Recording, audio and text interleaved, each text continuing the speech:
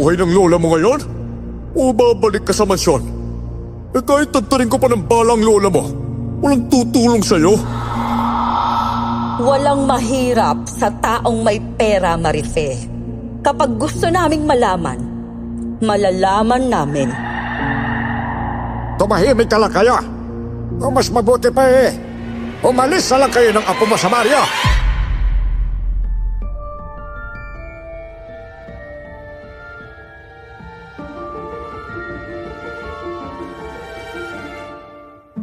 Magandang araw po sa inyo, senyor. At syempre, sa mga listeners ng channel na ito. Taga-probinsya ang mga magulang ko. Pero sa Maynila na ako lumaki dahil dun sila nagtatrabaho.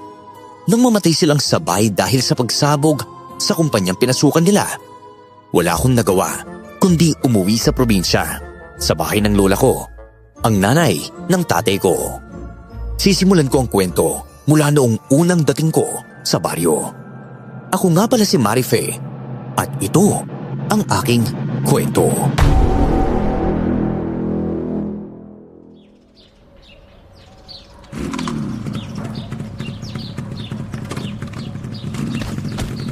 Marife, apa! Ay, ang ganda-ganda at ang sexy mo, iha! Kamukha mo talagang nanay mo. Parang ginaya mo lang. Tara na, pasok ka dito sa bahay. Pasensya na ha kung medyo luma na. Wala kasi akong pera pang paayos. Pero umalayas yan.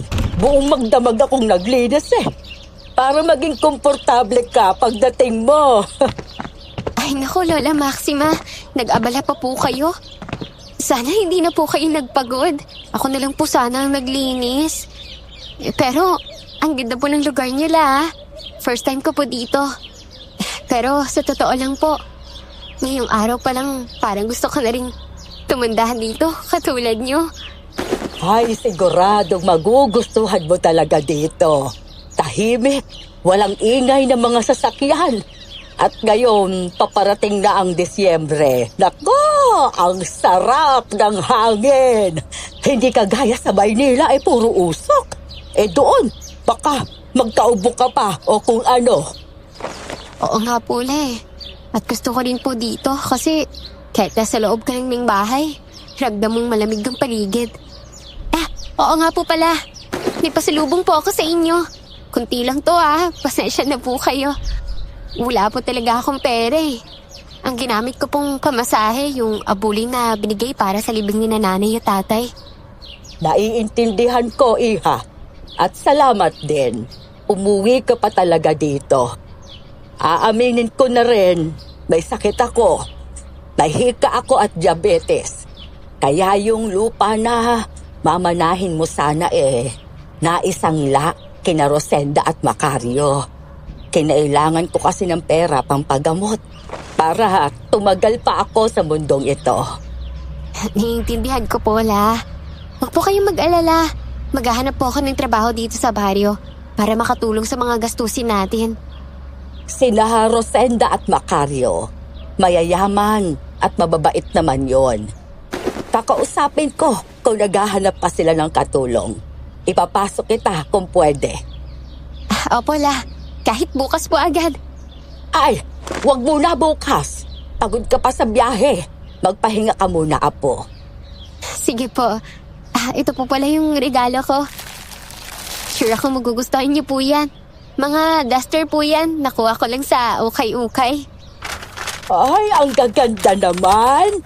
Maraming salamat, apo. Ay, talagang na-touch ako. Wala yun, La. Walang anuman po.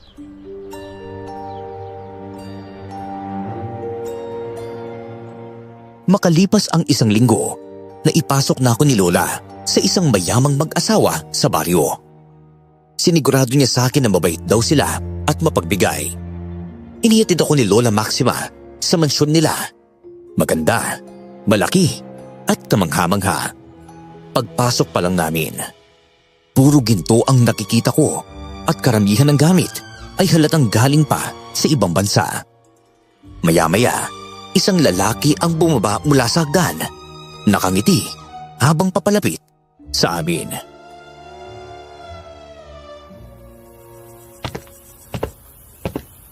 Ali Maxima, siya na ba ang apo nyo? Grabe, ang ganda naman ng batang to Opo, siya nga. Sinamahan ko na lang siya papunta dito kasi hindi pa niya kabisado ang daan. May dala na rin siyang ilang gamit. Sana lang po kung pwede. Kada linggo payagan niyo po siyang umuwi sa akin para makapagpahinga naman ang apo ko. Ay, yun naman pala walang problema, Aling Maxima.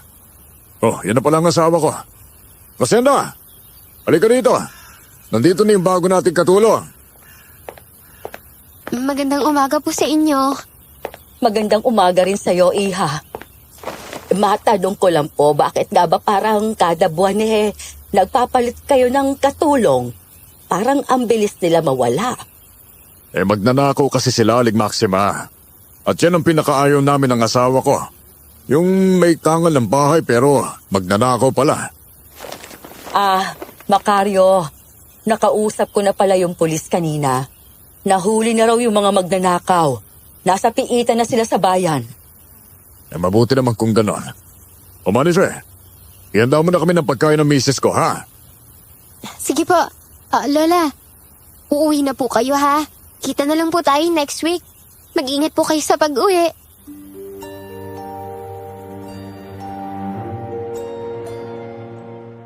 Tumangulang si Lola sa akin. Niyakap ako na maigpit, tapos agad siyang umalis. Sa simula, mababait naman sa akin, lalo na si Ma'am Resenda. Pero habang tumatagal, lumalabas din ang tunay na ugali ni Sir Macario. Paminsan-minsan, nahuhuli ko siyang nakatitig sa akin na may kakaibang intensyon sa mga mata niya. Doon nagsimula yung pakiramdam ko na parang hindi ako komportable sa mga kilos ko sa bahay. Isang gabi, kakatapos ko lang maligo sa banyo na nasa loob ng kwarto ko. Paglabas ko, nadatnan ko si Sir Macario. Taas baba ang tingin niya sa akin at bigla akong kinilabutan. Maripe, pumunta lang ako para kamustahin ka. Huwag mo na sabihin kay Rosenda na dumaan ako dito, ha? At saka, grabe. Ang tambok pa ng puwit mo, Iha. Sir, bakit naman po kayo nangihipo? Isusubok ko po kayo kay Ma'am Rosenda. Hindi maniniwala sa iyo yun. Mahal ako ng asawa ko. At ako lang naman ang pakikinggan noon. At kung pera lang naman ang problema, abay kaya kitang bayaran. Ano, magkano ka ba? Ang bastos mo talaga! Tatanggapin ko yung sampal mo ngayon. Pero pag inulit mo pa yan, hindi sampal ang igaganti ko. Alam mo na yon. Wala kayong hiya. Kaya pala, nagsisialisan ng mga katulong nyo. Minamanyak nyo sila. Kilala pa naman kayong mabait at matulungin. Pero iba pala ang tunay nyong ugali. Marife, wala kang magagawa kung gusto ko. Kahit magsumbong ka pa kahit kanino, walang papanig sa'yo. Mayaman ako, may kapangyarihan ako, at marami akong kilalang pulis. Hindi mo ko kayang tibagin.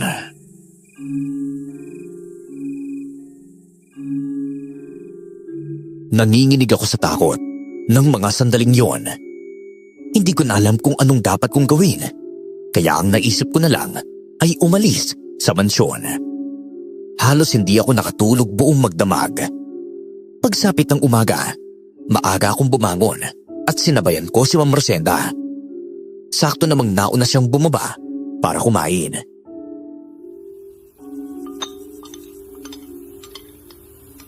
Ma'am, magandang umaga po. Kasi, magpapaalam po sana ako. Gusto ko na pong umalis at maghanap ng ibang trabaho. Bakit naman, Marife? May problema ba? Wala naman po. Ang akin lang po, gusto ko na po talagang umalis. Hindi ka pwedeng basta umalis dito, Marife. Alam mo namang ang hirap maghanap ng katulong ngayon. Tsaka ka na lang umalis kapag may kapalit ka na. At kung may ginawa man si Macario sa'yo, hayaan mo na. At wala din namang mawawala sa'yo.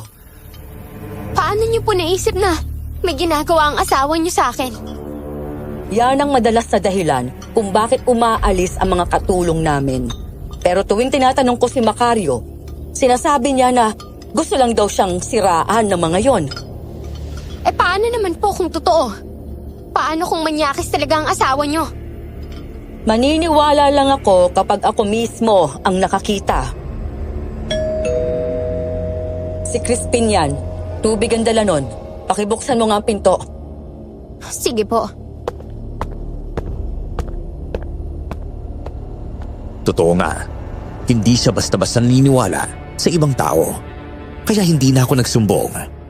Balak ko sanang umalis sa mansyon sa pamamagitan ng pagtakas. Pero nalaman ko kay Crispin na lumalala ang sakit ni Lola. Teka, ikaw si Marife? Yung apo ni Aling Maxima, di ba? May ibinili lang siya sa akin. Kung pwede raw na magpa-advance ka muna sa amo mo. Kailangan daw niyang pumunta sa ospital eh. Bakit po? Anong nangyari kay Lola? Sumama raw ang pakiramdam niya kagabi. Pero ngayon medyo gumiginhawa naman na. Ikaw, bakit ka ba pumasok dito? Alam mo bang kaya nagsisialisan yung mga katulong dito? Dahil ginagalaw ni Macario? Manyak yun eh. Sayang ka pa naman. Tsaka ang ganda mo pa. Gusto ko na nga umalis eh. Kaso, Hoy, Crispin! Hindi naman kasama sa trabaho mo makipagchismisan sa katulong ko. Buhatin mo na yung mga tubig at ipasok sa loob. Opo sir. Huwag mong susubukan siraan ako sa baryong to, ha? Tandaan mo ang sinabi ko, Marife. Walang maniniwala kahit ano pang sabihin mo. hindi kita sisiraan. Pero hindi mo na uulitin ang ginawa mo sa akin. Narinig ko. Nagpaalam ka rin na alis? Marife, walang umaalis sa bahay ko hanggat hindi ko natitikman. Gusto mo talaga makalabas? Hindi magpatikim ka muna sa akin. Nek-nek mo. Manigas ka dyan. Sayang ang respeto ko. Yun pala ang tunay mong kulay. Sobrang bastos mong tao. Dahil sa kalagayan ni Lola, hindi ako makaalis sa mansyon. Kailangan namin ng pera para maipagamot siya. Tinatakot din ako ni Sir Macario. Sinabi niyang papatayin niya si Lola kapag may nakaalam sa mga nangyayari. Isang umaga, habang naglalaba ako sa likod ng bahay, lumapit si Ma'am Lucinda para magpaalam sa akin.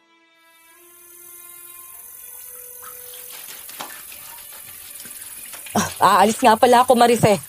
Yung mga pinapalabahan kong bedsheet. Tapusin mo ngayong araw, ha? Opo, ma'am. Sasama din po ba si Sir Macario sa inyo? Hindi. Pinag-day off niya yung ibang katulong. Ikaw na lang ang maiiwan. Mag-ingat ka na lang dito sa bahay. Pasensya na kung kailangan kang maiwan. Wala kasing ibang pwede. Ibig niyo bang sabihin, kami lang ni Sir Macario ang maiiwan dito? Ganun na nga. Pero sigurado naman akong walang mangyayaring masama sa'yo.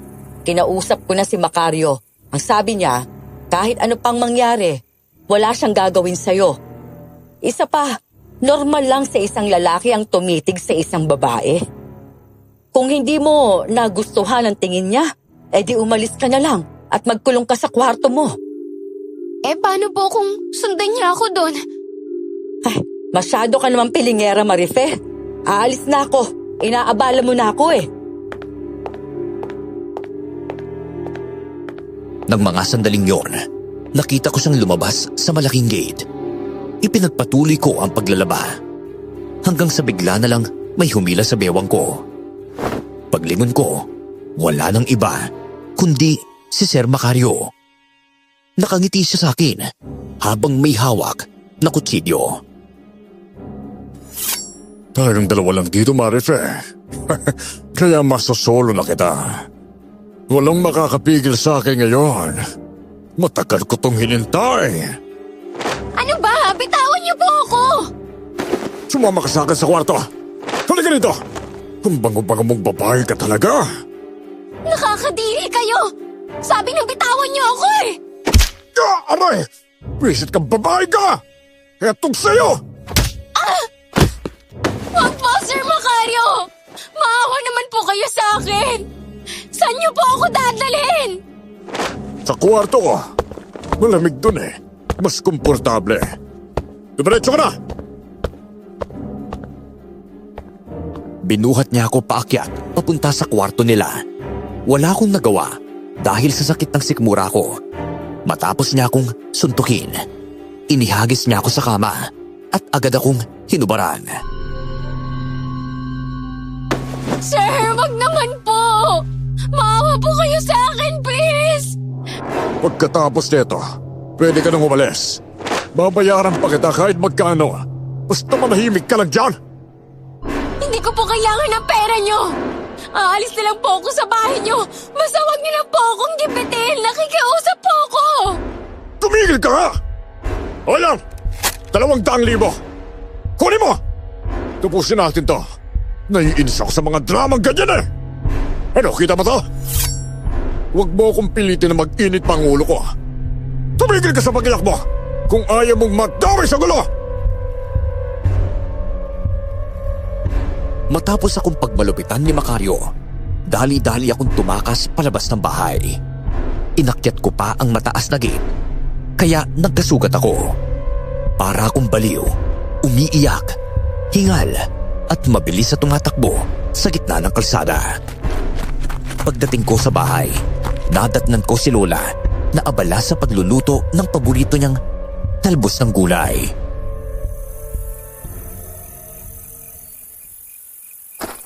Lola! Marife! Anong nangyari sa'yo? Bakit ka duguan? Parang kang may masamang nangyari sa'yo. Opo, may ginawa po sa akin si Sir Macario. Pinilis niya po ako. Dinala niya ako sa kwarto nila at tinasi niya ako na hindi tama. Binigyan pa niya ako ng pera pero hindi ko tinanggap.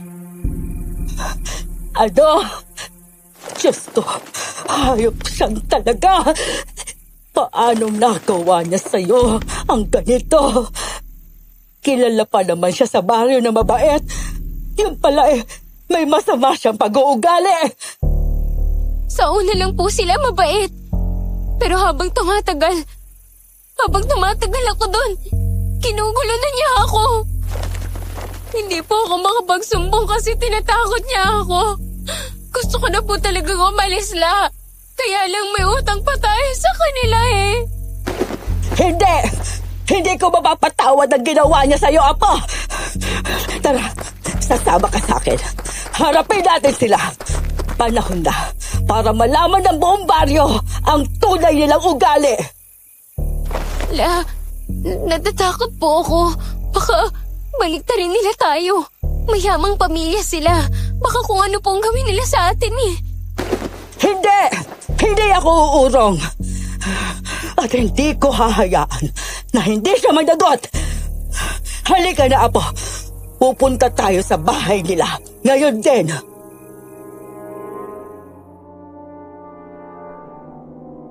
Hindi ko na napigilan si Lola, kaya sumunod na lang ako sa likuran niya papunta sa bahay ni na Mama at Sir. Sumisigaw si Lola mula sa labas. Halos nag-ieskandalo, kaya nagsilabasan ang mga tao sa kani-kanilang bahay para makinig at manood sa nangyayari. Sakto namang dumating ang sasakyan ni Ma'am Rosenda, kaya bumaba siya. Halatang nagtataka sa gulo.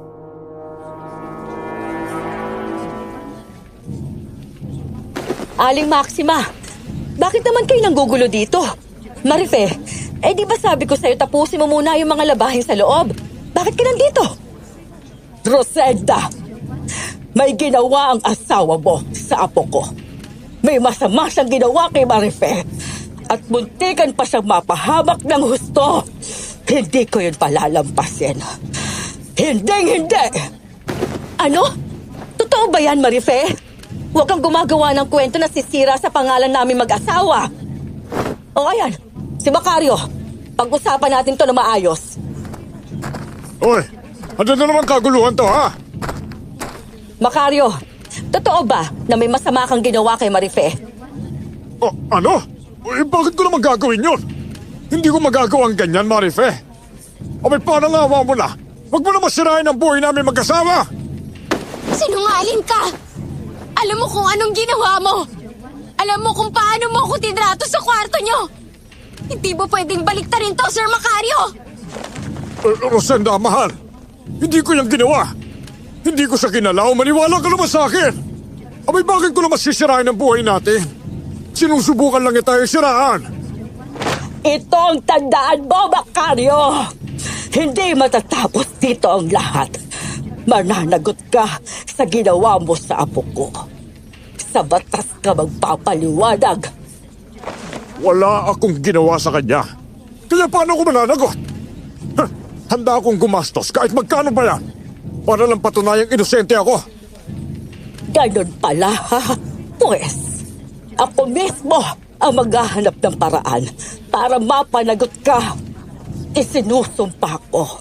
Hindi ka makakatakas sa ginawa mo. Marife, halika na.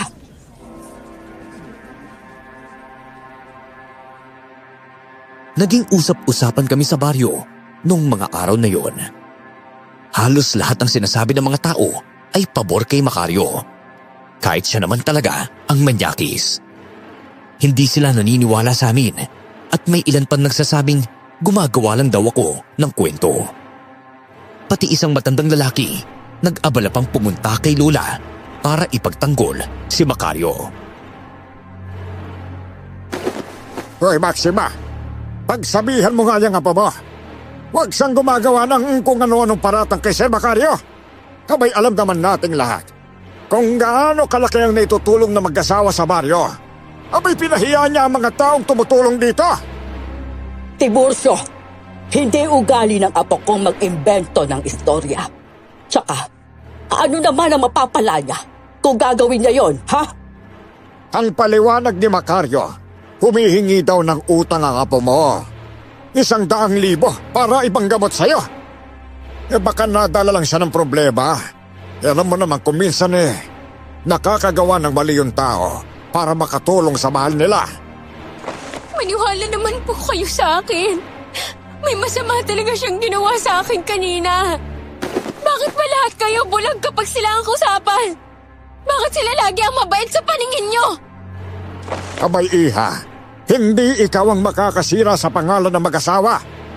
Alam naman natin mabubuti silang tao At may kaya sila.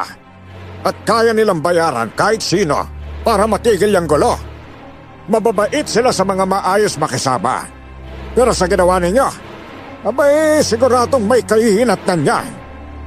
Hindi ko sila mapapatawad, Tiburcio. Doon, akala ko mabait sila. Totoong mabait. Hindi rin ako naniniwala sa mga kwento ng mga katulong na umalis sa kanila dati. Akala ko, chismis lang ang mga sinasabi nilang may nangyayaring hindi tama. Pero ngayon, malinaw na sa akin kung bakit sila bigla na lang nawawala. Abay kung ako sa'yo, tumahimik ka lang kayo. O mas mabuti pa umalis na lang kayo ng apo mo sa baryo. Hindi kayo mapapatawad ni na Rosenda at Macario sa gulong ginawa ninyo. At hindi magandang kalabanin ng taong may kapit at may pera.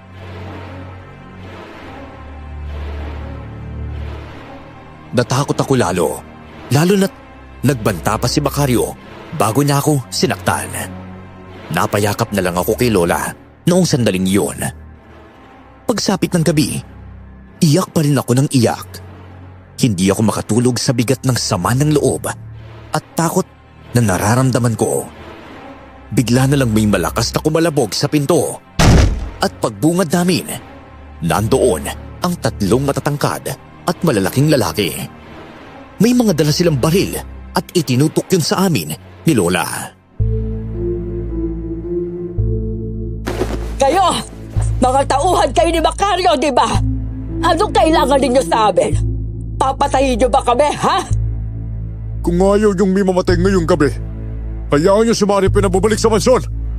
Kailangan siya magtrabaho ulit doon. Hindi na babalik ang apo ko doon. Pagkatapos ng lahat ng ginawa sa kanya, hindi na! Matigas ka pala, ha? Sige, si Marife na lang ang kausapin ko. Mamili ka. Marife, buhay ng lola mo ngayon? O babalik ka sa mansyon? Kahit tatarin ko pa ng balang lola mo, walang tutulong sa'yo. O tanong makakapagpatunay na si Macario may pakana? Pakiusap, huwag niyo pong sasaktan si Lola!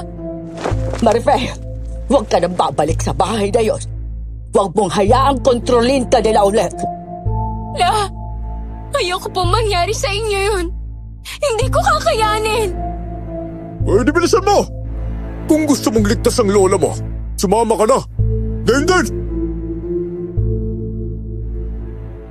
Pilit akong pinigilan ni Lola, pero wala siyang nagawa nang ako na mismo ang kusang sumama sa kanila.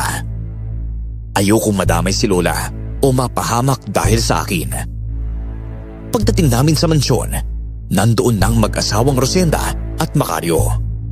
Parehong naghihintay.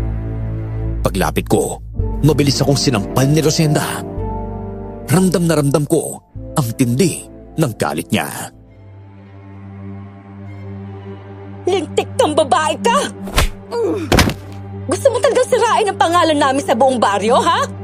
Gusto mo ba talagang durugin ko yung pagbumukha mo? Totoo po ang sinasabi ko.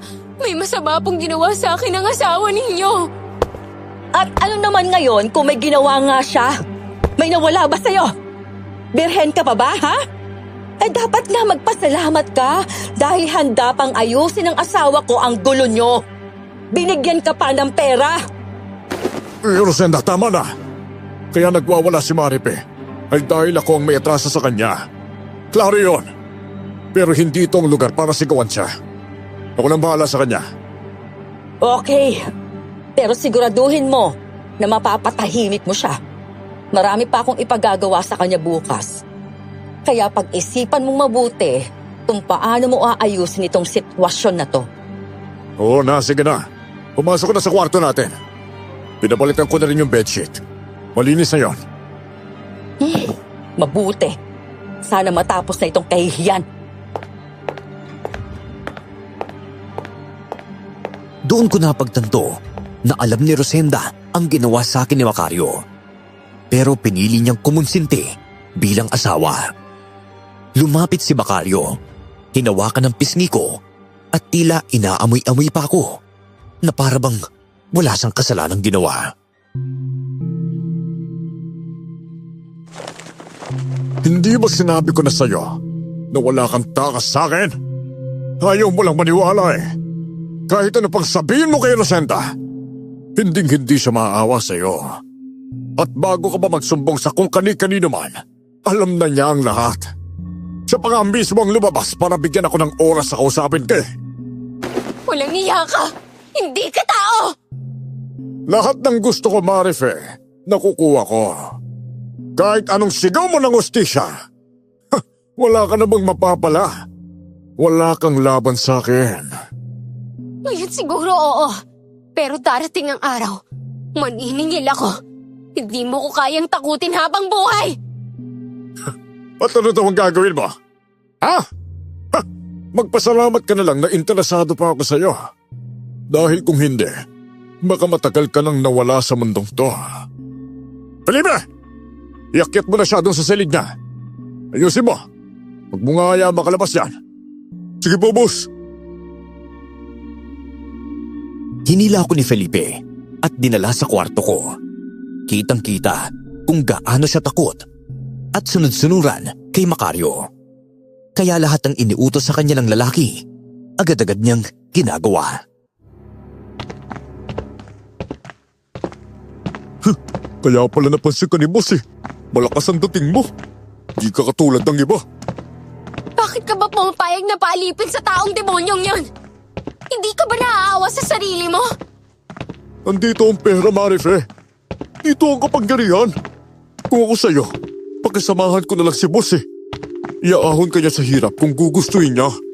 At yung asawa niya, wala siyang magagawa kapag may gusto si boss. Hindi ako ganung babae, Felipe. Hindi ako binibili ng pera. Hindi ako uutusan ng ganyan. Pwede bahala ka dyan. Pero kung ayaw mong sumunod sa gusto ni boss, ikaw ang kawawa niyan. At kung tatakas ka, ipapapatay nga ang lola mo. Alam mo naman yun eh. Wala ka pa rin magagawa.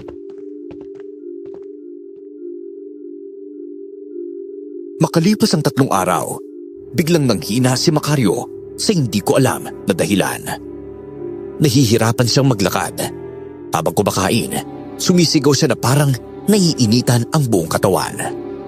Nagkakandirit sa sakit at sinasabi niyang may tumutusok daw sa kanya. Habang pinagmamasdan ko siyang nagwawala, hindi ko maiwasang matakot. Si Rosenda naman, sunod-sunod ang tanong sa kanya, hindi malaman kung ano ang nangyayari.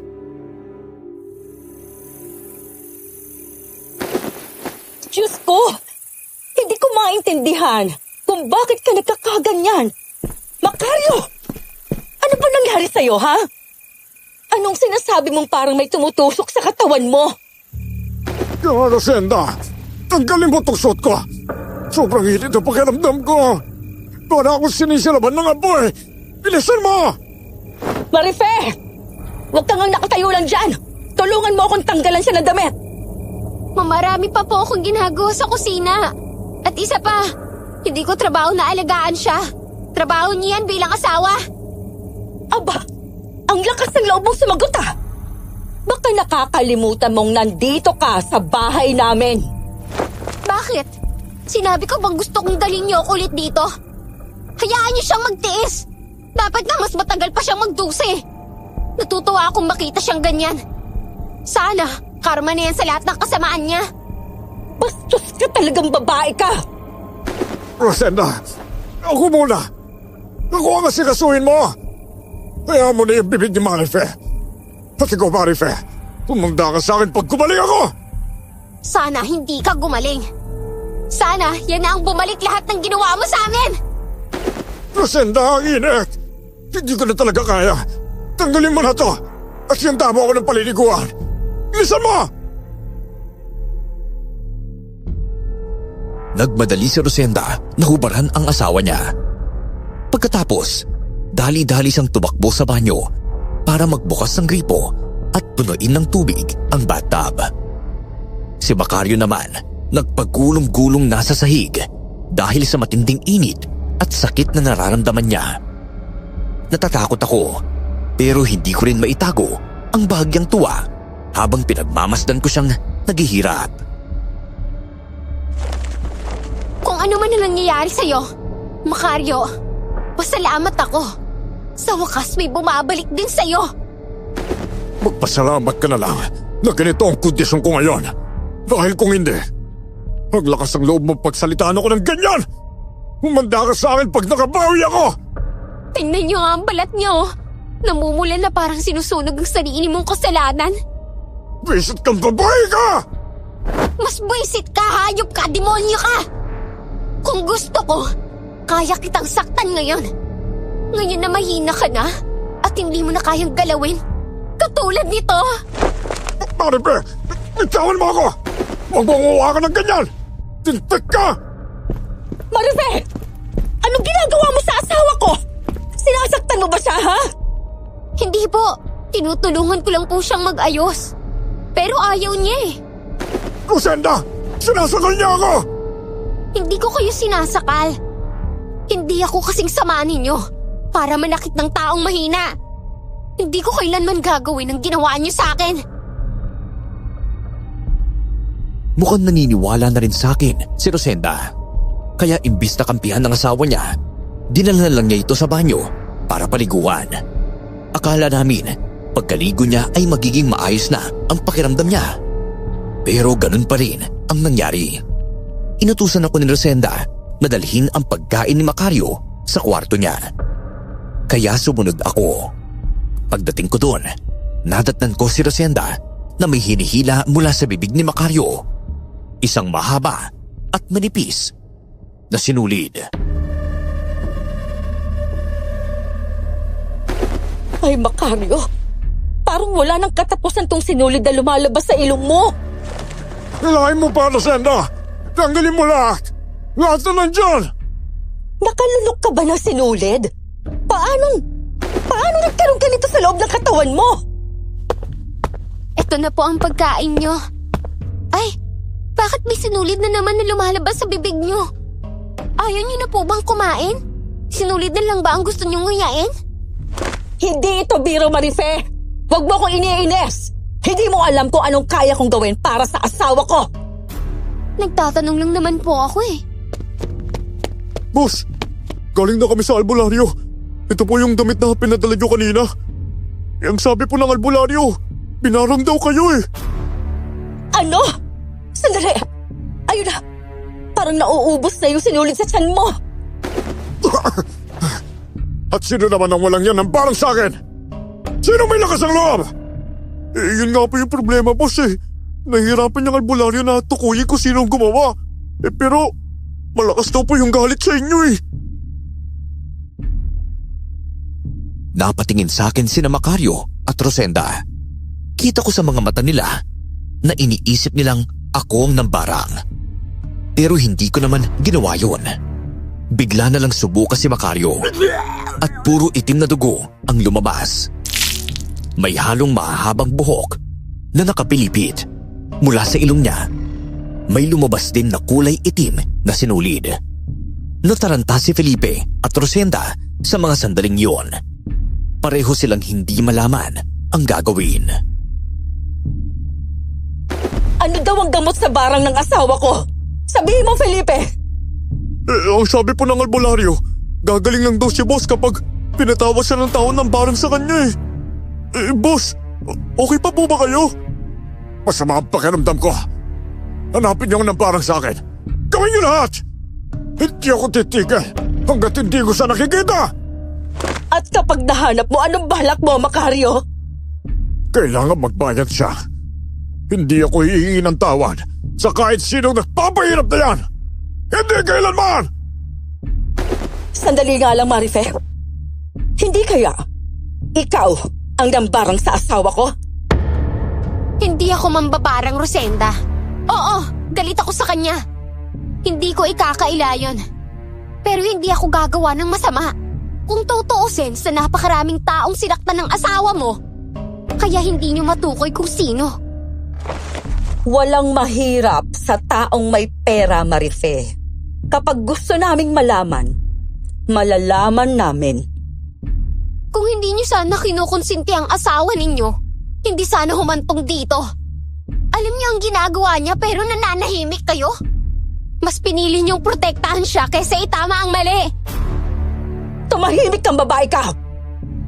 Felipe, isama mo siya sa kwarto. Kung ayaw niya tumigil sa pagsisinungaling at pag-iingay, kausapin mo siya. Paalalahanan mo kung sino ang may hawak ng kapangyarihan dito. Sumunod naman si Felipe. Pagdating namin sa kwarto ko, bigla niya akong sinampal. Sinipa niya ang tiyan ko at sunod-sunod akong pinagsusuntok. Nanghina ako at bumagsak sa sahig. Hinila niya ang buhok ko at malakas akong inuntog sa semento. Alam mo ba, may kutob akong ang lola mo ang may gawa ng nangyari kay boss. Pero huwag kang magkalala. Binabantayan na siya ng mga tao ko. At kapag nahanap kong siya talaga may pakana, haharapin niya ako. At hindi magiging maganda ang mangyayari. Tigilan mo yan, Felipe! Hindi man kukulam ang lola ko! Huwag mo siyang pagbimintangan ng wala sa lugar, ha? Wala ka palang alam, ha? Hindi ka naman lumaki sa pader niya, di ba? Dito sa amin, kilala siya. Maraming natatakot sa kanya at marami ring naniniwalang may kakayahan siya. At kung gusto niyang gumanti kay boss dahil sa ginawa niyang gulo, hindi ako magtataka. Pero tandaan mo, Marife, hindi ko siya hayaang gawin yun. Nakikiusap ako! Huwag mong idamay si Lola! Hindi siya masamang tao! Hindi siya gumagawa ng ganyang bagay! Ano ba kala mo sa kanya, ha? Kung talagang totoo yung mga sinasabi ng mga tao, malamang ginagamit niya ngayon ang kakayahan niya para gumanti! At kung totoo nga yan, kung totoo nga kaya niya gumawa ng ganyan, pwede mabuti! Tama lang na maranasan ni Macario ang sakit na unti-unti para matikman niya ang ginawa niyang pang-aapi sa amin! Tumahimik ka! Hindi ako kikilos hanggat hindi ko alam ang buong katotohanan. Pero pag napatunayan ko yan, may mananagot. At kung kailangan kong harapin ka pagkatapos, gagawin ko yun! Kaya pala naninilbihan ka kay Macario. Pareho lang kayo! Puro dahas! Puro pananakot! Pareho kayong demonyo! Lumipas ang mga araw at tuloy-tuloy pa rin ang mga kakaibang nangyayari kay Macario. Habang ako na may patuloy na naninilbihan sa kanila, ayaw pa rin nila akong paalisin. Gusto nila akong alipinin at pahirapan. Habang kumakain na mag-asawa sa hapag, biglang dumating si Felipe. Dala ang balitang hindi ko inaasahan.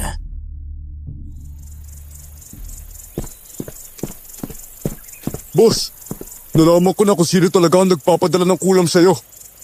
Sabi ng taong binayaran ko, nakita raw niya si Aling Maxima sa bahay nila. Gabi-gabi, may ritual siya. May karayom, may manika, kumpleto yun. Sigurado ka ba dyan, Felipe? Baka naman kung ano-ano lang ang pinagsasabi mo. Gusto kong mahuli ang kumulam sa asawa ko, pero dapat yung may totoong sala, hindi haka-haka. Hindi pa ako pwede magkamali. Matagal ko ng katuwang yung taong yun kapag may niutos si Boss Macario. Kaya pala kumakalat sa baryo na may lahim ang babaring yung matandang yun. Tignan mo yung nangyari sa akin, Marife. Nang dahil sa'yo, kinulam ako ng lola mo. Sabihin niyo lang po, boss, kung anong gusto niyong ipagawa. Teka, sandali. Gaano ba talaga kasigurado na si Aling Maximang nangulam? Macario, kailangan nga nating mahuli ang gumawa nito sa'yo. Pero paano kung mali tayo? Baka lalo pang lumala ang lagay mo. Maniwala po kayo sa akin. Totoong sinabi ng tao eh. Ipakalat niyo sa buong baryo. Kinulam ako ni Aling Maxima. At pagkatapos, kuyugin niyo ang bahay niya.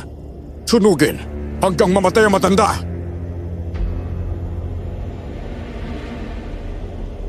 Sa totoo lang, hindi ako naniniwalang mangkukulam si Lola. Wala naman akong narinig mula sa mga magulang ko tungkol sa ganoong bagay. Kinabahan ako, kaya nagpaalam ako sa kanila kung pwede ko bang makausap si Lola. Hayaan niyo po ako na makausap si Lola. Ako na mismo ang hihiling sa kanya na alisin ang kulam kung sakali mang siya talaga ang may gawa. Hindi na kailangan yan. Mawawala lang ang bisa ng kulam kapag patay na ang mangkukulam. May para ka nang uuto, Marife. Hindi sa kumukontra ako, Macario. Pero hindi ba, mas mabisa kung mismo mambabarang ang kusang hihinto? Mas siguradong mawawala ang epekto kung siya mismo ang magtatanggal. Kapag namatay na ang mambabarang, tapos na ang bisa ng barang. Yan ang gusto ko mangyari. Patayin si Aling Maxima sa lalong madaling panahon. Masusunod po, boss. Ngayon din, ipapakalat ko sa mga tao ang ginawa raw niya sa inyo. Huwag, Macario! Nakikiusap ako! Huwag mo saktan si Lola! Masaya ka sa nangyari sa akin, hindi ba? Sige! Tignan natin kung ano magagawa mo kapag ipapapatay ko ang lola mo! Nang araw na yon, hindi talaga ako mapakali. Kahit anong pakiusap at pagmamakaawa ko, hindi nila ako pinayagang umalis. Napaiyak na lang ako sa kwarto ko hanggang sa tumagal at umabot ng hapon. Pagdungaw ko sa bintana, nakita ko ang grupo din na Felipe nakakarating lang. Kaya dali-dali akong bumaba para malaman kung ano ang ginawa nila kay Lola. Sa garden sila nag-usap, kaya nagtago ako habang nakikinig sa kanila. Gagaling na kayo, boss. Wala na si Aling Maxima eh. Nasunog na, pati mga gamit niya sa pangkukulam sa inyo. Sigurado ba kayo na patay na talaga siya? Sigurado yun, boss. Halos buong baryo tumulong sa paghabol sa kanya eh. Boss, ano nga pa ng plano niya sa apo niya? Si Marife. Akin si Marife. Kahit anong mangyari, ayaw ko siyang mawala sa paningin ko, ha? Gagawin ko siyang pangalawang asawa. Lalo na't magaling na rin naman ako, hindi ba? Iba ka talaga, boss. Buti na lang may asawa kang kasimbait ni Rosenda, no? Lahat ng gusto mo binibigay niya. Mahal ako ng asawa ko, at gagawin niya ang lahat para hindi ako mawala sa kanya, Felipe. Kaya ikaw, umanap ka rin ng babaeng ganyan.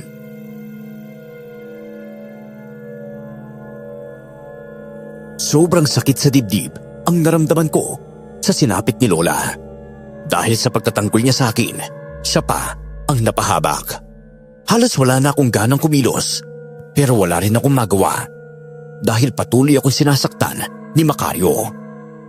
Ang hindi ko lang maintindihan, kahit wala na si Lola, patuloy pa rin ang mga reklamo ni Macario na parang may tumutusok pa rin sa katawan niya at tila sinusunog pa rin siya mula sa loob.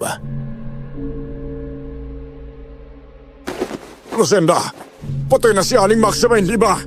Pero bakit nakapdi pa rin ang katawan ko? Yan ang hindi ko alam. Kung nakinig ka sana, hinayaan mong kausapin ni Marife ang lola niya para itigil ang kulam. Baka magaling ka na ngayon. Pero ikaw, kung anong maisipan mo, yun agad ang gagawin mo. Para kang hindi nag-iisip. Sa susunod na linggo, kung hindi pa ako gumaling, may gagawin akong panibagong akbang. Bakit mo tinitingnan si Marife ng ganyan? Pinitay mo na ang lola ko, pero hindi ka pa rin gumaling. Baka naman hindi si lola ang kumukulang sa'yo. Baka ibang tao. May plano ako, Marife. Kapag hindi pa rin ako gumaling hanggang next week, malalaman mo rin kung ano yan. Ikaw na ang humarap kay Crispin. Magde-deliver siya ng tubig dito. At huwag kang magtangkang tumakas kung ayaw mong ipahabol kita sa pitbull namin. Hindi na ako nakaimik at agad kong pinapasok si Crispin sa may gate. Hinila niya ako papunta sa likod ng sasakyan at palihim akong kinausap.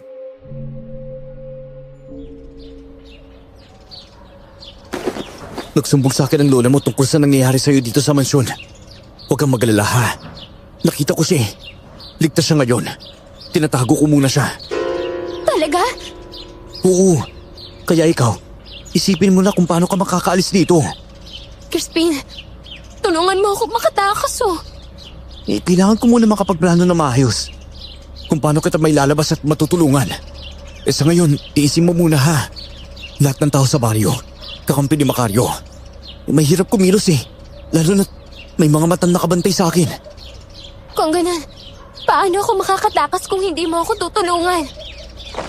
Sa ngayon, inuuna ko munang itago at protektahan ang lola mo. Hindi yata nabanggit ni Felipe na nakatakas si Aling Maxima habang sinusunog nila ang bahay. Sa sobrang takot ng mga tao nagkagulo na.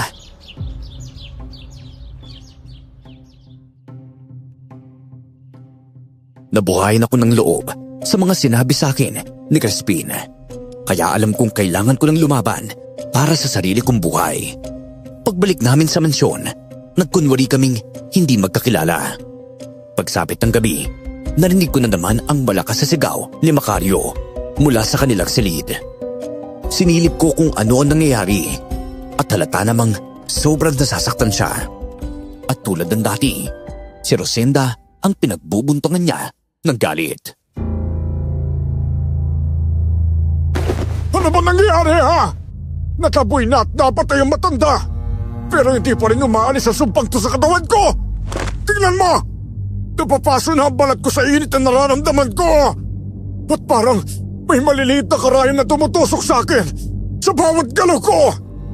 Kumalma ka nga. Baka lalo ka pang mapahamak kapag ganyan ka. Ay, ako tuloy ang nasasaktan sa mga sinasabi mo Wala naman akong kasalanan sa nangyayari sa'yo. Wala kang kasalanan. Pero para namang natutuwa ka sa sitwasyon ko. Gusto mo ba talaga akong mamatay, Rosenda? Siyempre hindi. Asawa kita. Bakit ko gugustuhin yun, ha? Hindi ko na rin alam ang gagawin ko. Gulong-gulo na ako. Akala mo ba, hindi ako nangihina sa tuwing nakikita kitang nagkakaganyan? Lahat tiniis ko dahil mahal kita ng sobra.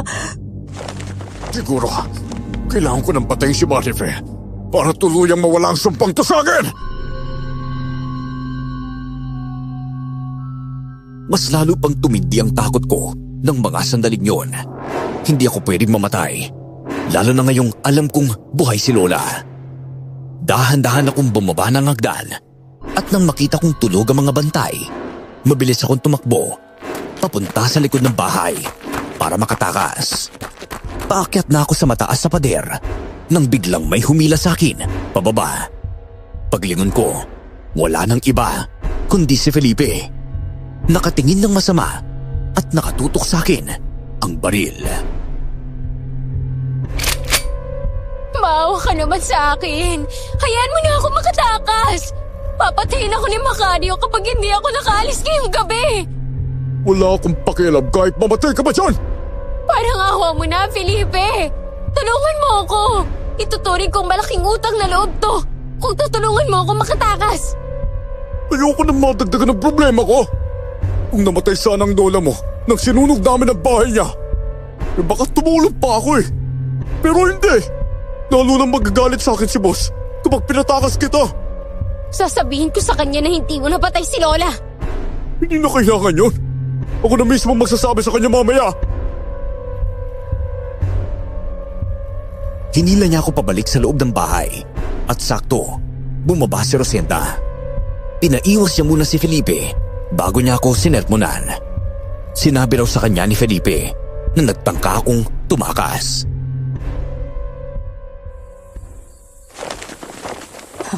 Akala mo ba makakaalis ka, Marife? Tung ako sa'yo. Manatili ka na lang dito. Mas mabuti yon kaysa sumunod ka sa lola mo. Bakit? Bakit hinahayaan mong tratuhin ka ng asawa mo ng ganyan? Hindi yan pagmamahal, Rosenda. Pagiging martir na yan. Pareho tayong babae. Dapat tulungan mo ako. Narinig ko kayo. Papatayin ako ni Macario kapag hindi ako nakaalis ngayong gabi. Hindi ka niya gagalawin hanggat narito ka sa bahay ko. Akong bahala sa kanya. Mas delikado kapag lumabas ka. Ayokong may mamamatay dahil sa asawa ko, Marife. Kaya dito ka na lang. Mas ligtas ka rito. At isa pa, hindi ka naman niya ginagalaw, hindi ba? Hindi nga. Pero ayoko na manatili sa impyernong bahay na to.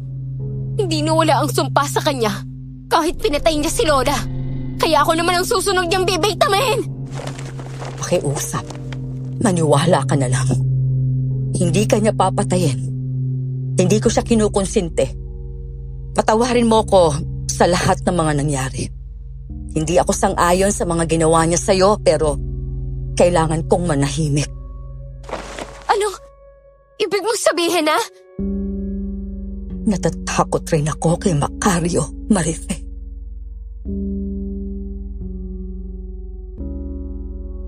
Doon ako tuluyang naliwanagan sa lahat ng nangyayari.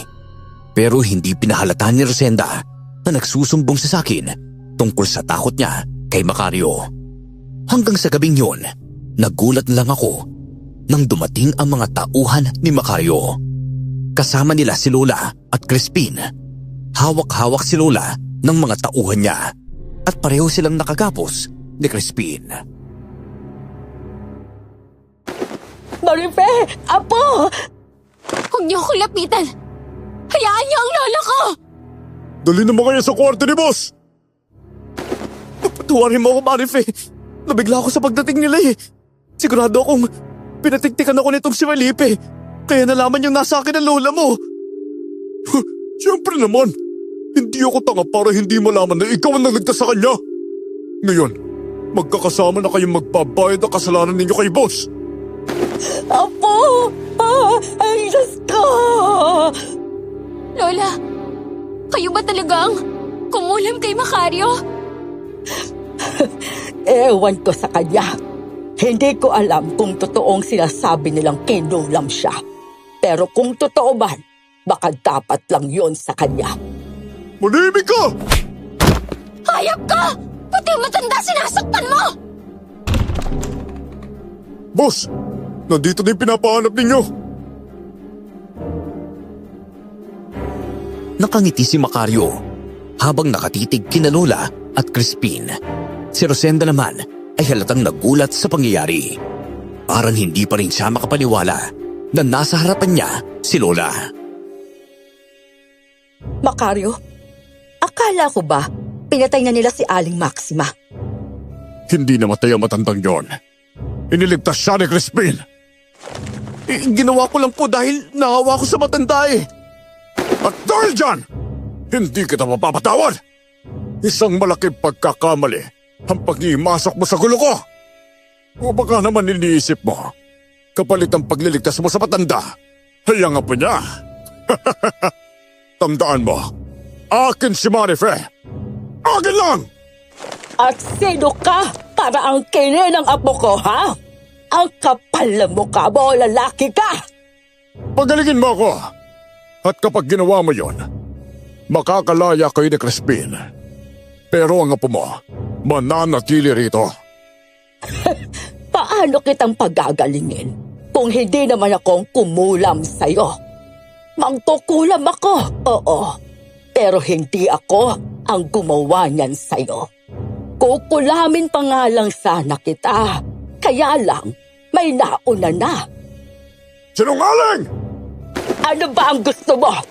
Hindi nga akong gumawa niyan. Pakawalan mo na kami. Lalo ng apo ko. Sinisira mong buhay niya. Hindi kayo makakalis dito hanggat hindi mo ako ginagamot!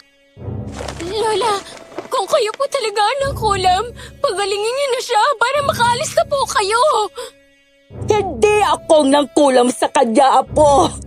Maniwala ka sa akin. Hindi akong gumawa nito.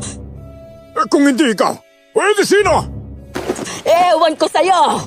Ang dami mong lihim na kaaway. Baka isa sa kanila. Rosenda, kausapin mo naman ang asawa mo. Pakiusap. Palayain mo kami. Mananahimik kami. Aalis kami ng baryo. Basta pakawalan niyo lang kami. Felipe, dalhin sila sa gubat. Sa pribado ko lupa. Alalayan mo ako.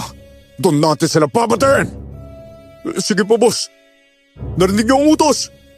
Dalhin niyo na sila sa gubat. Isasama niyo ba si Marife? Oo, lahat sila. Papatayin ko silang lahat ngayong gabi. Mabuti nga. Makakahanap pa ako ng isang babaeng kapalit kay Marife. Binyahin nila kami papunta sa pribadong lupang sinasabi ni Macario. Pagdating namin doon, may isang matibay na kubong gawa sa kahoy ang nakatayo sa gitna ng lugar. Habang pinapaluhod nila kami sa lupa, napansin ni Macario ang bag na daladala ni Felipe.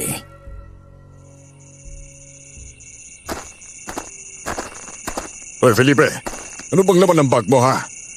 Abay kanina ka pa hindi nag-iwalay dyan ha? Mahalagang bagay lang po boss. Wala na pa pong kakaiba. Patingin nga ako ng laman. Boss, ayoko ah! Bakit, Felipe? May tinatago ka ba sa loob ng bag mo? Ako? May tinatago? Wala no? Akin na nga yung bag mo eh! Iniabot ni Felipe ang bag niya kay Macario. Binuksan ito ng lalaki at sa hindi inaasahan, may nakita siyang itim na manika sa loob. May nakabaon na karayom sa manika at kasama pa nito ang litrato niya mismo. Felipe, bakit may ganito ka? Boss, ano yan? Ewan ko po dyan ha? Hindi naman po akin yan! Traitor ka!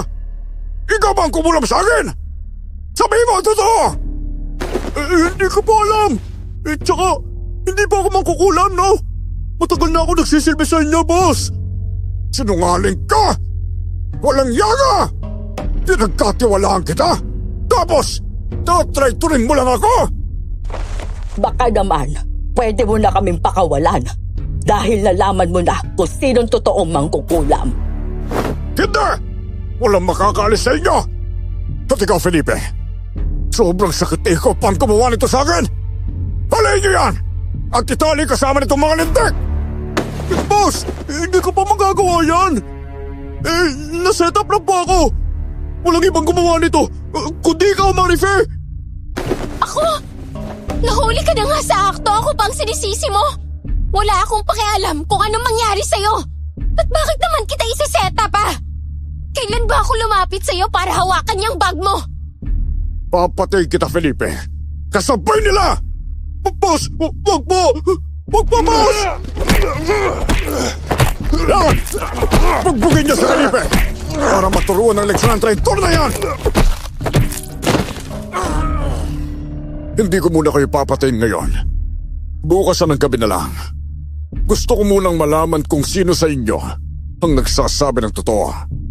At sino ang puro kasinungalingan! Ginapos at ikinulong kami ng mga tauhan ni Macario sa kubong naroroon. Hindi namin maiwasang maawa kay Felipe. Marami siyang sugat at pasa dahil sa malupit na pambubugbog ng mga tauhan ng amo niya.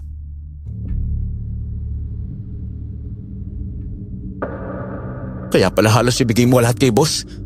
Kasi alam mong konti pagkakamali lang. Puputulin niya ang buhay mo. Sino ba sa inyong naglagay ng mga bagay na yun sa bag ko, ha? Aminin mo na kasi, Marife! Tayo-tayo lang na nandito, Felipe. Anong dahilan ko para magsinungaling, ha? Wala akong alam kung sino ang naglagay niyan sa bag mo.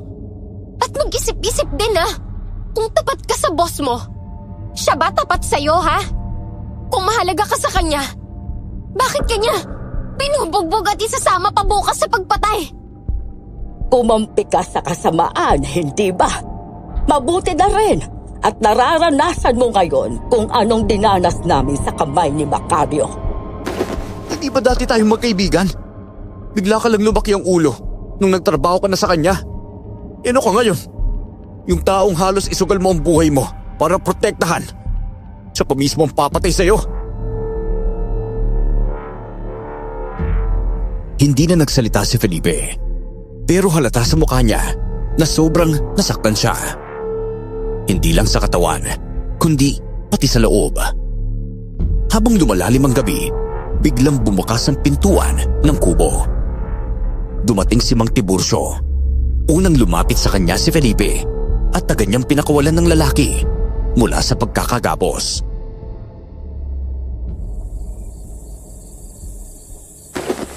Ayos ka lang, Papa. Opo, ayos lang po ako. Salamat sa pagdating niyo para iligtas ako, ha? Pero sana, hindi niyo lang po ginawa. Matanda na kayo eh, baka mapano pa kayo. Hindi ako makatulog nang marinig kong nangyari sa'yo eh. Tara na, umalis na tayo. Kalimutan mo na sila. Iligtasan natin ang sarili natin. Hindi no. Ililigtas natin silang tatlo. Ano? Abay, kailan ka ba naging ganyan? Matulungin sa ibang tao. Ngayon lang po. Iligtas natin sila, lo. Bilisan natin. Maraming salamat, Felipe. Naisip mo rin ang tama. Akala ko talaga kasing sama ka na ni Macario. Tumahimik ka nga dyan, Crispin. Baka magbago pang isip ko eh. Hindi na kita pakawalan dyan. Salamat talaga, Felipe. Pagkatapos kaming kalagan ni Mang Tiburcio at Felipe, agad kaming lumabas ng kubo. Mabilis kaming tumakbo papunta sa kagubatan. Desperadong makatakas bago pa kami muling mahuli. Bilisan nyo lang. Baka mapansin ng mga nagbabantay na wala na kayo. Paano niyo po pala nakuha ang susi sa nagbabantay, lo? Hindi ko kinuha ang susi. May nagbigay sa akin. Huh? Sino naman po? Si Rosenda. Si Ma'am Rosenda?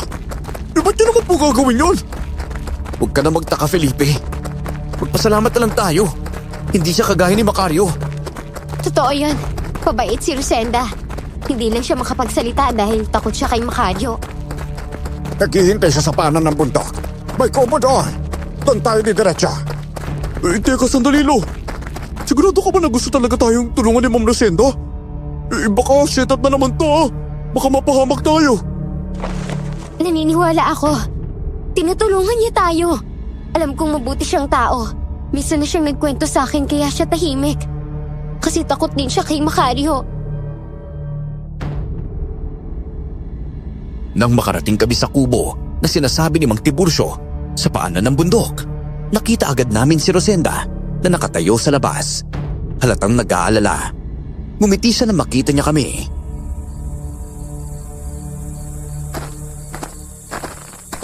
Mabuti naman at ligtas kayong lahat. Akala ko hindi nagtagumpay si Mang Tiburcio na pakawalan kayo doon. Ginawa ko lang ang sinabi mo. Nagsindi ako ng insenso para antukin yung mga tao. Kaya malaya ako nakapasok sa kubo. Ma'am, Bakit niyo po ba ito ginagawa? Kapag nalaman ni boss ang ginagawa ninyo, pwede niya kayong patayin eh. Hindi niya malalaman hanggat walang magsasabi. Felipe, patawarin mo ako sa nagawa ko sa'yo. Gusto lang kitang iligtas mula sa asawa ko. Hindi magiging maayos ang buhay mo kung patuloy kang sumusunod sa kanya. Kayo po bang naglagay ng manika at litrato sa bag ko? Oo, pero utos yun ng lolo mo. Matagal na kaming palihim na nag-uusap. Apo, nalaman ko ng totoo. Totoo ang sinabi ni Marife.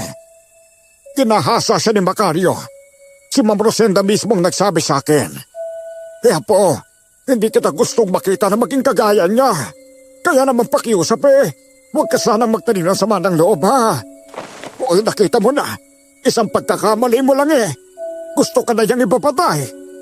Lolo, sinira niyo po ang tiwala ni boss sa akin? Abay, mas mahalaga ba siya kaysa sa akin? Apo, matanda na ako. Panahon na para ako naman ang alagaan mo. Pero kung babalik ka pa kay Macario, halis na ako sa baryo. Wala na akong aasahan mula sa'yo. Nakakalungkot lang na. Ang batang pinalaki ko noon, parang isa ng mamamatay tao ngayon. Tama ang lolo mo, Felipe. Ako man nalulungkot Yung batang hinahabol ng mga ibon noon. Tao na ang hinahabol ngayon para patayin. Sa ngayon, isipin mo na ang buhay mo, Felipe. Hindi na gagaling ang amo mo. Hindi na.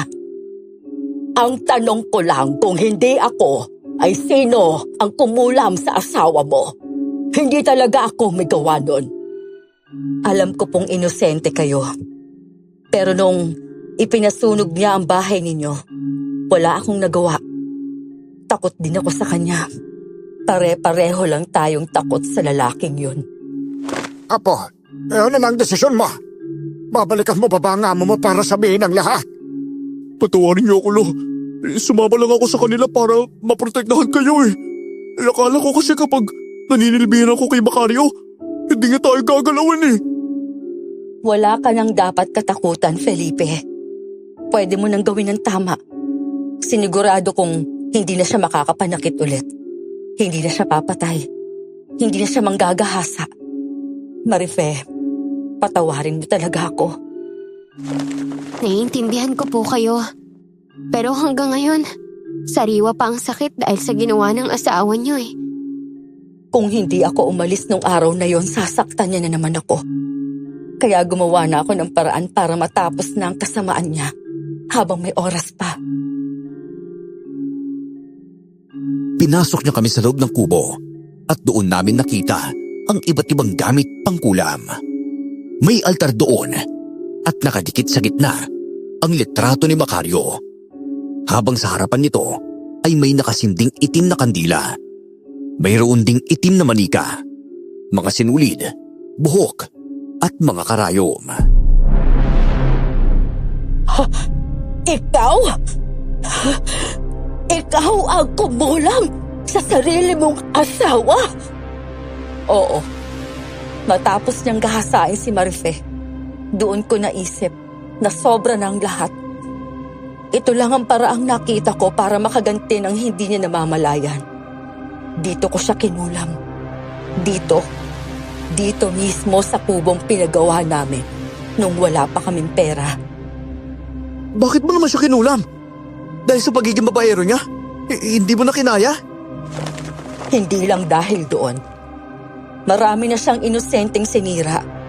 Kaya nararapat lang sa kanyang mamatay. Anong iba pang dahilan? Heto, ipapakita ko sa inyo. Hinubad niya ang jacket at mahaba niyang pajama. Halos hindi kami makapaniwala sa nakita namin. Puno ng pasa ang katawan niya mula braso hanggang paa. Sobrang awa ang naramdaman namin para kay Rosenda noong mga sandaling iyon. Rosenda, hindi namin alam na ganyan palang pinagdadaanan mo sa kamay ng asawa mo. Kahit ako, matagal ko nang naninilbihan kay boss hindi ko naman alam na sinasaktan ka niya. Akala ko takot ka lang talaga sa kanya. May dahilan pala ang takot mo. Kaya pala, sa 5 taon na nagde-deliver ako ng tubig sa mansyon. Ni minsan, hindi kita nakitang nagpalit ng estilo ng damit ha. Nagtataka nga ako noon eh. Yung pala, tinatago mo ang mga pasa. Hindi ako masamang tao. Hindi ko siya pinapanigan. Pero kailangan kong magpanggap na suportado ko siya. Na naniniwala ako sa kanya dahil yon ang gusto niya. Kung hindi, ako ang papatayin niya. Pero ngayon masaya ako. Pagkatapos ng maraming taon, nagkaroon ako ng lakas sa loob para wakasan ang ginagawa niya. Sabay-sabay tayong magiging ligtas kapag tuluyan na siyang nawala. Kailangan na natin umalis. Baka matuntun nila tayo rito. Huwag muna. May kailangan pa akong gawin ngayong gabi. Isang bagay na lalo pang magpapahirap sa kanya bago siya tuluyang mawala. Darating sila pero hindi nila tayo masasaktan. Umupo si Rosenda sa harap ng altar at kaagad na nagdasal ng mga salitang hindi namin maintindihan. Ilang minuto rin yung tumagal. Hinawakan ni Lola ang kamay ko at ngumiti siya sa akin.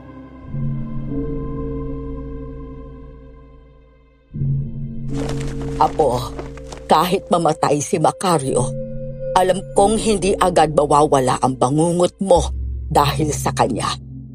Sinisisi ko pa rin ang sarili ko sa nangyari sa'yo. Hindi po tama na sisihin niyo ang sarili niyo, Lola. Halos kayo na rin po ang napahamak dahil sa akin eh.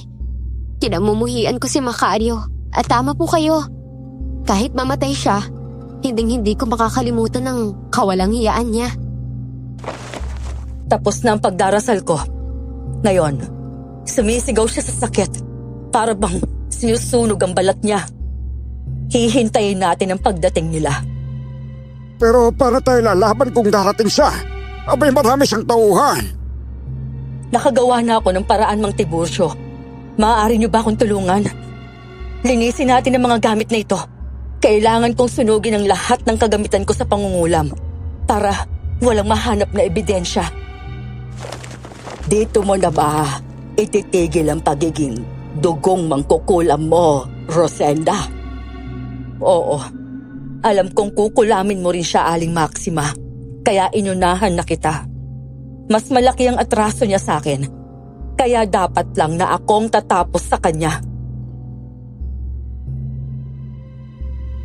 Pinagtulungan naming buhatin palabas ng kubo ang mga gamit ni Rosenda para sa pangkukulam. Pagkalabas namin, agad niya iyong sinindihan. Mabilis na nilamon ng apoy ang mga gamit. Hanggang sa tuluyan na silang naging abo.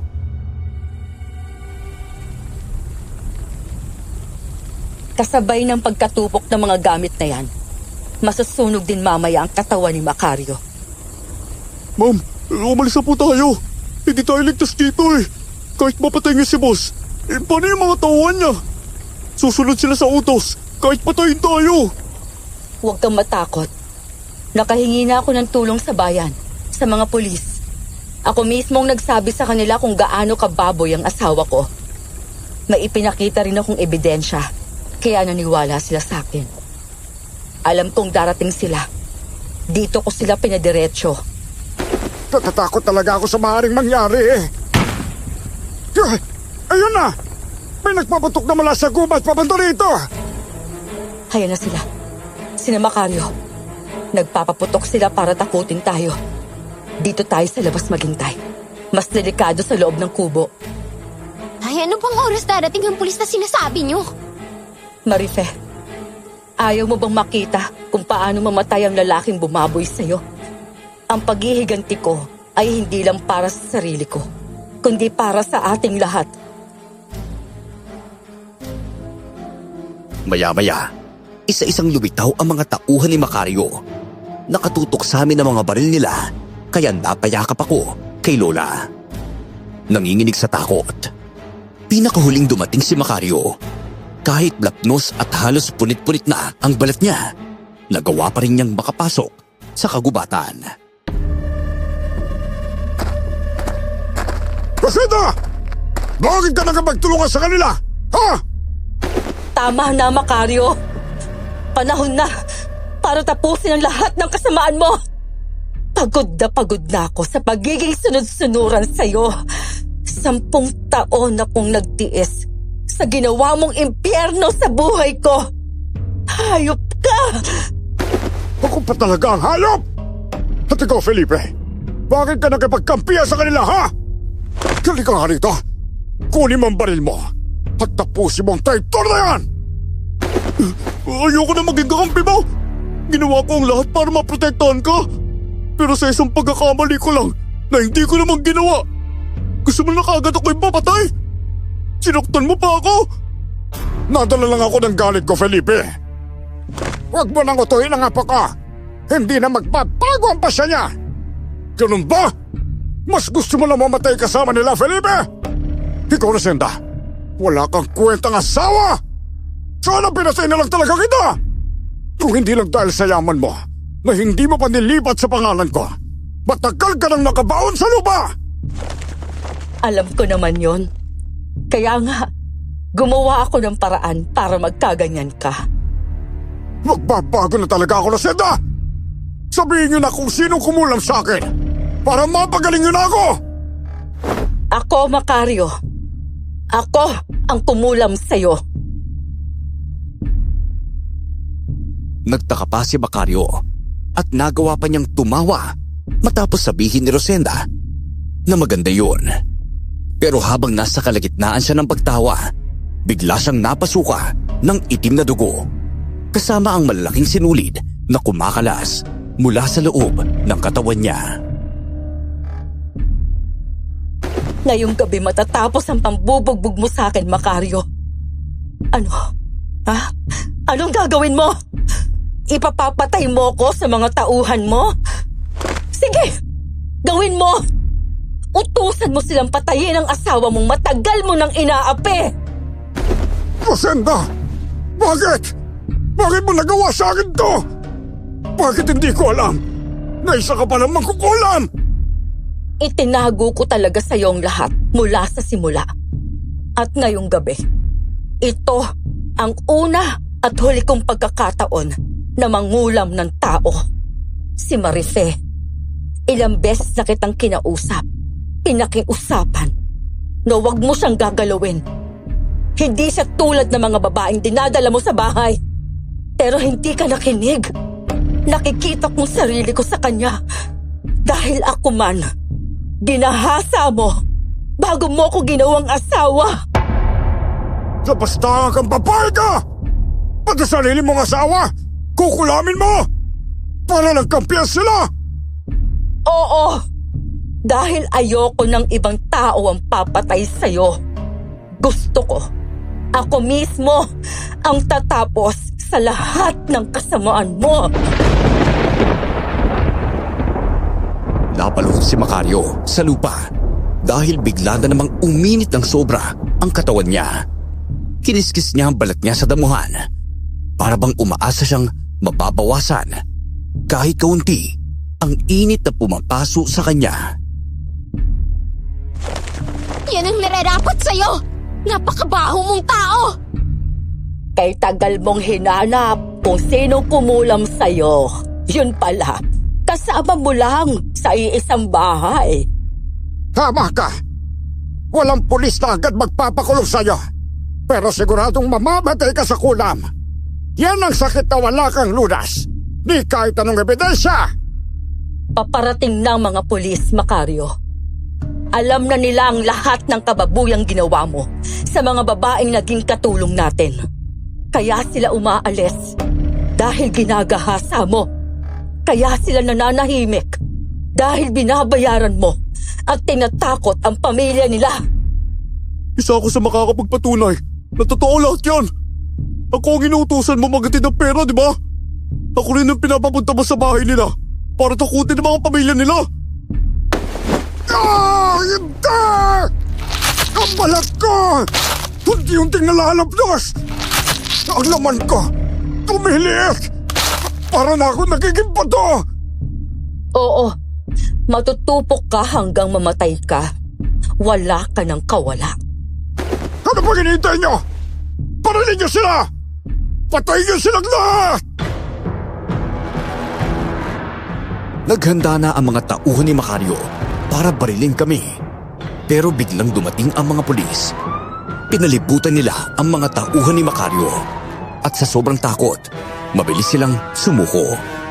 Kinuha ng mga pulis ang mga baril nila at isa-isa silang inaresto. Pero si Macario, iniwan lang siya ng mga pulis. Parang wala silang pakialam kung ano man ang mangyari sa kanila.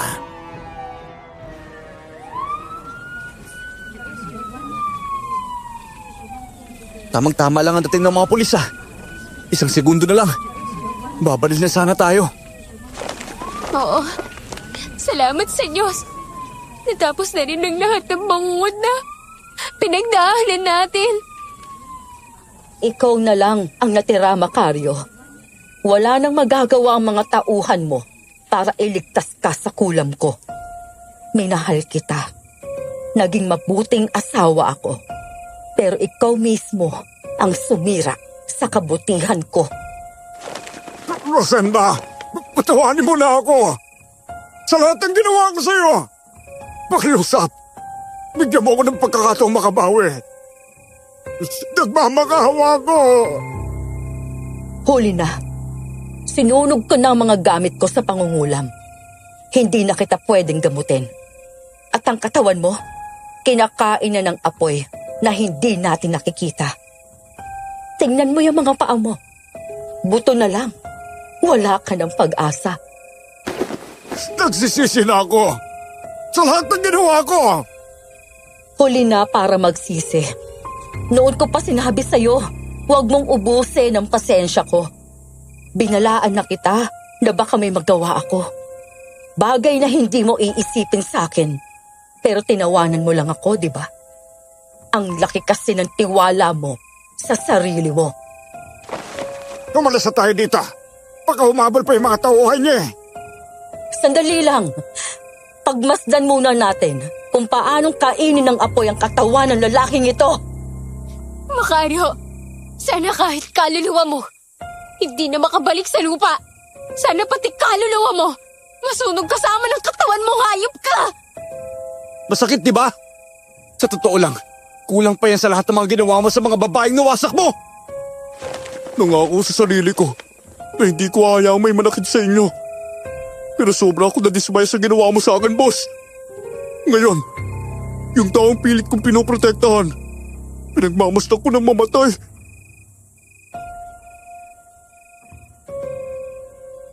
Nagwawala si Macario sa matinding sakit na nararamdaman niya. Dahan-dahang kinain ng apoy ang laman niya. Hanggang sa mga buto na lang ang natira. Iba ang gante ng isang mambabarang na parakulam, Macario. At ang hindi mo alam, galing sa angka ng mga parakulam ang asawa mo. Ako. Wala na siya, Rosenda. Pwede na tayong lumabas dito sa kagubatan. Alam naming masakit din para sa iyo ang nangyari. Kasi mahal mo rin siya kahit papaano, di ba? Pero para sa akin, ito ang pinakamagandang desisyon na ginawa mo. Hindi lang malupit na taong pinatay mo. Tinapos mo rin ang isang manyakis at manloloko sa baryo. Simula ngayon, kung papayagan niyo ako, Ma'am Rosenda, handa kong ialay ang katapatan ko sa inyo. Poprotektahan ko kayo, laban sa mga mapanghusga at mapanakit. Kakailanganin ko kayong lahat. Sana samahan ninyo ako habang unti-unti kong kinakalimutan ang masalimuot na nangyaring ito sa buhay ko. Matapos ang lahat, kahit wala na si Macario, mainit pa rin siyang pinag-uusapan sa baryo. Si Rosenda mismo ang naglabas ng lahat ng baho niya. At tuwing maaalala ko ang ginawa niya sa akin, hindi ko maiwasang makaramdam ng matinding pandidiri sa sarili kong katawan.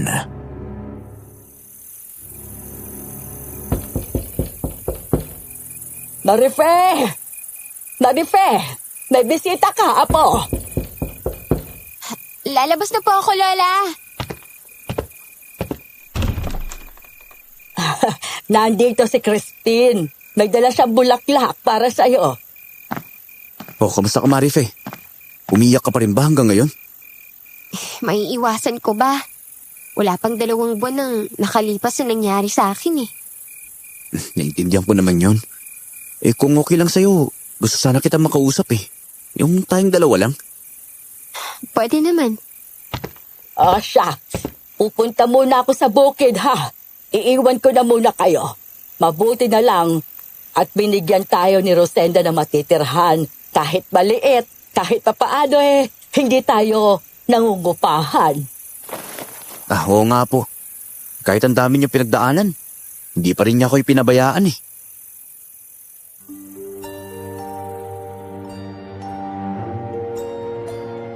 Nang nakaalis na si Lola, pinapasok ko si Crispin sa loob ng silid ko. Bumuntong hininga muna ako. May problema akong matagal ko nang kinikimkim. Pero hindi ko masabi-sabi kay Lola.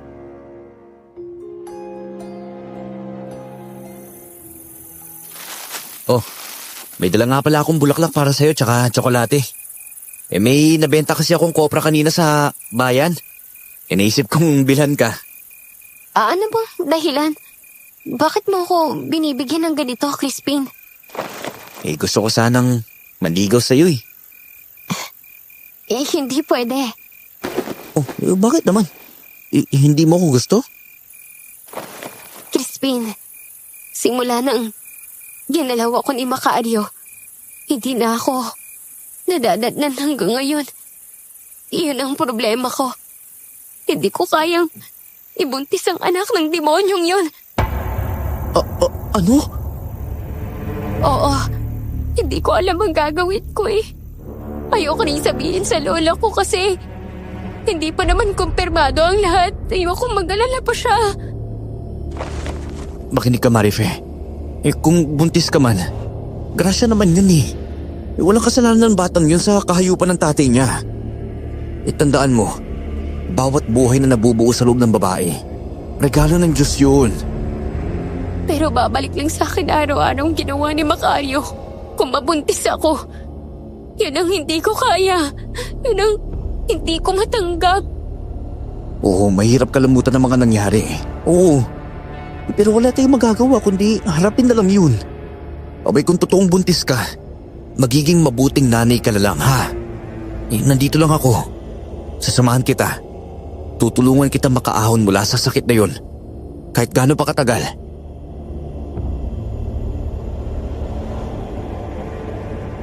Naghintay pa ako ng ilang linggo. Umaasang madadatnan ako. Pero hindi yun nangyari. Lumapit ako kay Rosenda para sabihin sa kanya ang nangyari. Dahil doon, agad niya akong dinala sa doktor at doon ko nalaman ng totoo. Buntis ako, 2 buwan na.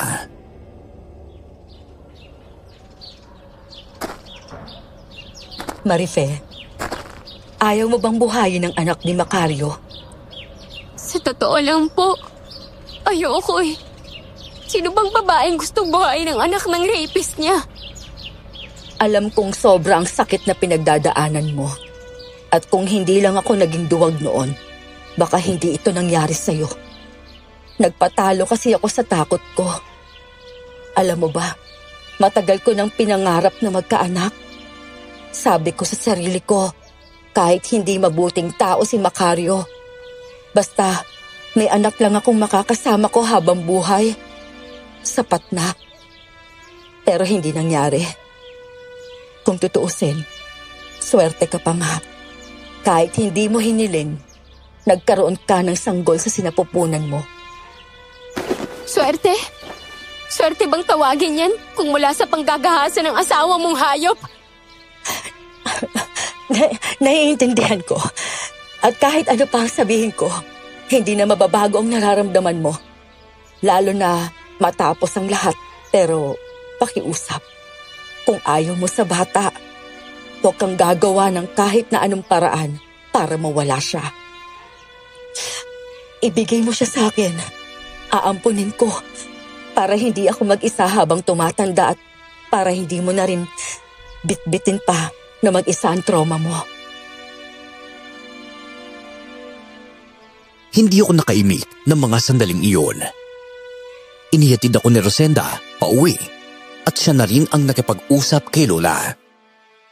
Dumiretso ako sa kwarto para magpahinga. Ilang sandali pa, pumasok si Lola at kinausap ako.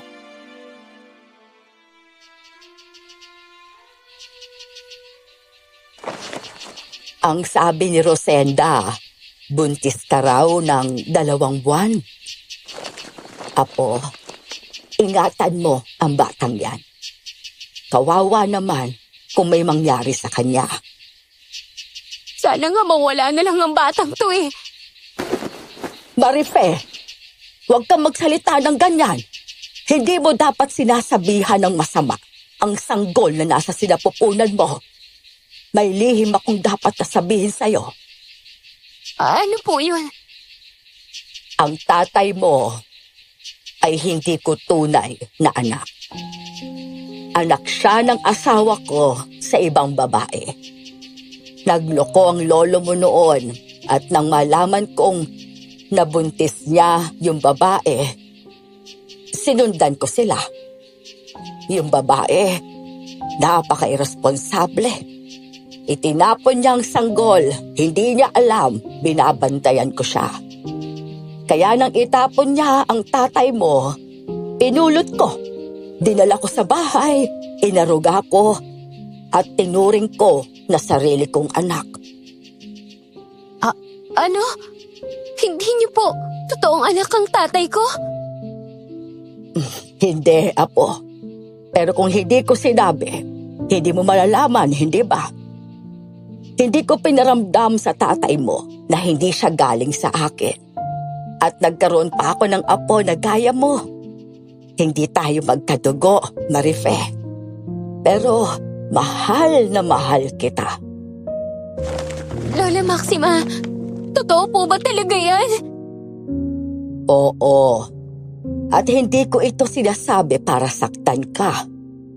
Sinasabi ko ito para maintindihan mong dapat mong alagaan ang anak mo. Huwag mong gawin ang ginawa ng nanay ng tatay mo. Itinapon siya dahil lang sa galit. Galit din ako noon, pero minahal ko pa rin ang tatay mo. Pareho tayong may sakit na bitbit. Iba lang ang paraan. Pero tandaan mo, ikaw ang nagdadala ng sanggol. Ikaw ang magsisilang sa kanya at hindi mo dapat kamuwian ang batang walang kasalanan.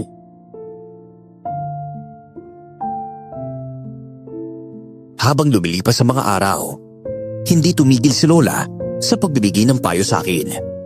Si Crispin naman ay palaging nasa tabi ko. Ginagawa ang lahat para matulungan akong makalimot sa mga nangyari.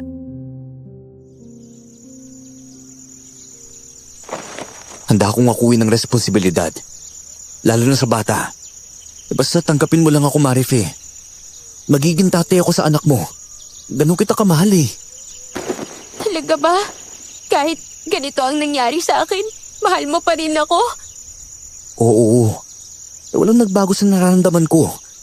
Unang kita ko pa nga lang sa'yo eh. Nagkagusto na ako. Kaya nga, sinasabi ko sa kanya, Crispin, na alagaan niyang sarili niya para maayos niyang maisilang ang sanggol. Minsan kasi nakikita ko siyang tulala. Hindi ko maiiwasan Marami siyang iniisip. Naiintindihan ko kung bakit ka nagkakaganyan, Marife. Paano ba naman? Puro ka kulong dito sa bahay. Pero na kasi sumama ka na sa akin. Pasal tayo kina Mang Tiburcio. Nahihiya ako. O ba't ka naman nahihiya? Halika na, dali na. Aling Maxima, hiramin ko po muna sana ang apupunin nyo. Igagala ko lang po sana.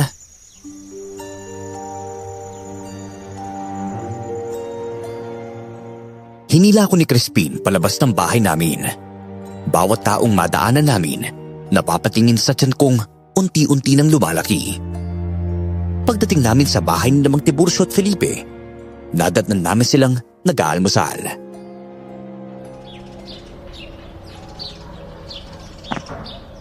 Oh, halika. Sumabay na kayong dalawa sa almusal namin. Abay, tamang-tama. may inihaw kaming bangos. O si Felipe mismong nakahuli kanina sa ilog. Uy, Marife, lumalaki na nga talaga ang tiyan mo. Mukhang malapit mo na talaga ang silang yan. Sana lalaki. At saka kasing bait mo. Yan ay kung hindi magmana sa tatay niya. Iha, ang pagkatao ng isang tao ay minsan nakadepende sa pagpapalaki ng magulang. Abay palakihin mo ng maayos ang anak mo ha. Para hindi siya maging katulad ng hayop na yon. At nandiyan naman si Crispin. Abay mabuting tao si Crispin. Maniwala ka, magiging mabuti siyang tatay sa anak mo. Nakakahiya naman. Ipapaako ko ang anak ko sa lalaking hindi naman siyang nakabuntis sa akin. Yan ka na naman eh. Hindi ba sinabi ko na nga sa'yo? Handa akong akuin ng bata. Marife naman, nangako ako. Magiging mabuti ako sa inyo. Tanggapin mo na kasi si Crispin.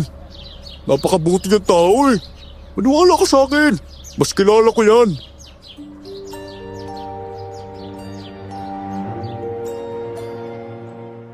Sa mga panahong lagi ko siyang kasama, napatunayan sa akin ni Crispin na mabuti siyang tao. Hanggang sa hindi ko namalayan, unti-unti ko nang nakakalimutan ang masamang nangyari sa akin. Lahat ng taong nakapaligid sa akin, todo suporta sa pagbubuntis ko. At tama naman sila. Wala namang kasalanan ang sanggol sa kababuyang ginawa ng ama nito sa akin. Malapit mo nang maisilang ang anak mo, Marife. Oh, naihanda mo na bang lahat ng gamit ninyo? Para pag sumakit ang tiyan mo makaalis na agad kayo ni Crispin. Lola, nakahanda na po ba ang lahat? Sa totoo lang, nagbabadali na akong lumabas ang batang to para makita ko na po ang itsura niya. Nagpadala rin po pala si Resende ng pera at mga gamit pang bata. Ay, ganun ba? Ay, ang bait talaga ng babaeng yon. Simula nang mawala ang asawa niyang walang kwenta, may mas gumaan pang buhay niya. Pero iha, ang swerte mo kay Crispin. Masipag magtrabaho para makaipon, lalo para sa magiging anak ninyo. Oo nga po Lahat ng ginagawa niya para sa amin at sa pinagbubuntis ko. Basta, alagaan mo ang magiging anak mo, ha, Marife? Tumango ako kay Lola at agad ko siyang niyakap. Sa mga sandaling yun, dumating na si Crispin mula sa bukid. May bitbit siyang prutas para sa akin. Marife, may ipasalubong ako sa'yo. Sigurado ko magugustuhan mo to. Kamusta ka naman dito? Wala ka pa bang nararamdamang kirot sa tiyan? Wala pa. Ikaw nga mas excited kesa sa akin ng mga anak ako Siyempre, matagal ko ng pangarap na magkaroon ng sariling pamilya, no? Kahit hindi mo tunay na anak tong dinadala ko? Ano ba? Simula ngayon, huwag mo nang babanggitin yan ha. Anak ko ang batang nasa sinapupunan mo. At saka mamahalin ko siya ng sobra, no? Parang tunay na dugo ko. Siya ang magiging anak ko, Marife. At kayong dalawa ang magiging pamilya ko.